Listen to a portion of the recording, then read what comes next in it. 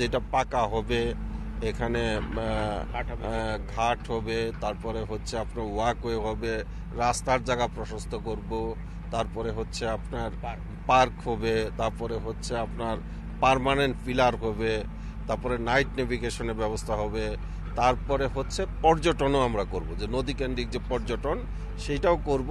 তবে এ বিষয়ে আরো জানাতে সাভারের কুমারবাড়ি থেকে এই মুহূর্তে আমার সাথে যোগ দিয়েছেন সহকর্মী ফারজানা আক্তার।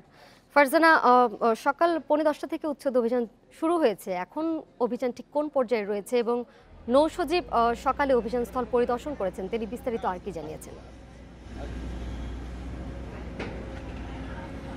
আপনাকে জানাতে চাই যে আজকে সকাল থেকে বিআইডব্লিউটি এর যে উচ্ছেদ অভিযানটি শুরু হয়েছে সেটি সাভারের কুমারবাড়ি এলাকায়, এটি পড়েছে ইশাখাবাদ মৌজায়। এখানে একটি খালের যে বাঁধ দিয়ে খালটিতে মাছ চাষ করা হচ্ছিল, সেই খালটি উদ্ধারে এখনও কাজ করে যাচ্ছে বিআইডব্লিউটি।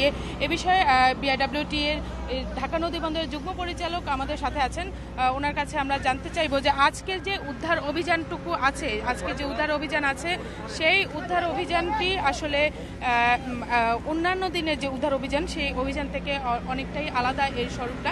এ বিষয়ে বিআইডব্লিউটি এর যুগ্ম পরিচালক AKM আরিফুদ্দিনের কাছ থেকে আমরা বিস্তারিত জানবো। তো আমাদের একটু জানাবেন যে আজকের যে উদ্ধার অভিযান আমরা দেখতে পাচ্ছি সেটি অন্যান্য দিনের মতো নয়, যেখানে অবকাঠামো ভাঙার কাজ চলে, আজকে যে দেখছি আমরা খাল উদ্ধারের কাজ চলছে, এ বিষয়ে আমাদেরকে একটু জানাবেন। আপনারা জানেন যে এখানে আমরা 22তম কার্য দিবসে উচ্ছেদ অভিযান পরিচালনা করছি। আজকে কিন্তু আপনার আমাদের উচ্ছেদ অভিযানে একটি নৌপরিবহন সচিব মহোদয়, বিআইডব্লিউটির চেয়ারম্যান মহোদয় এসেছিলেন, তারা সৌরজমিনে দেখেছেন। আমিন মমিন হাউজিংয়ের ওনারা খনন কার্যটা পর্যবেক্ষণের জন্য আসছিলেন। পাশাপাশি কিন্তু আজকের এই উচ্ছেদ অভিযানে একটা বৈচিত্র্যতা আমরা দেখতে পাচ্ছি, যে এটা কিন্তু এই এলাকায় বিপুল সংখ্যক খাল জালের মতো পরিবেষ্টিত হয়েছিল, এবং খালগুলো এক শ্রেণীর ছাত্রাংশ মহল তারা কিন্তু আপনার এই খালগুলোর মুখগুলো বন্ধ করে, নদীর সাথে যে সংযোগ মুখগুলো বন্ধ করে আপনার এখানে কিন্তু এক ধরনের মৎস্য খামার করে তুলছিল। এবং প্রকৃতপক্ষে আমাদের কাছে খবর ছিল যে এরা পরবর্তীতে এটা কিন্তু খালের অস্তিত্ব বন্ধ করে দিয়ে এটা কিন্তু ভরাট করে এটা কিন্তু আবাসন একটা বা অবৈধ স্থাপনা করে তুলত। আপনারা দেখতে পাচ্ছেন সামনের দিকে কিন্তু এই খালের মুখে ব্রিজ আছে, এবং এই খালগুলো এই এলাকায় একেবারে জালের মতো পরিবেষ্টিত।